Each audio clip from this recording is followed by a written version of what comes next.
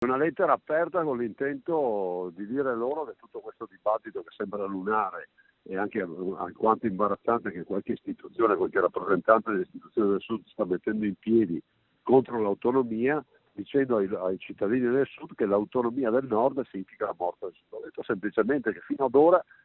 l'autonomia non c'è mai stata e loro sono assolutamente nelle feste, nel senso che l'economia del Sud non va bene, il Sud non ha avuto assolutamente nessuna ripresa economica e soprattutto il Sud ha perso competitività rispetto al Nord. Quindi il vero tema è che l'autonomia è una chance per il Nord quanto per il Sud, quanto per tutte le regioni che vogliono imporre la responsabilità ai loro amministratori. Perché se dai autonomia pretendi dal tuo amministratore che sia responsabile.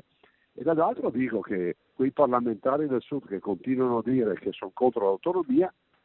faccio appello ufficialmente di dire che facciano la loro proposta di Costituzione e togliendo l'autonomia, visto e considerato che l'autonomia è in Costituzione.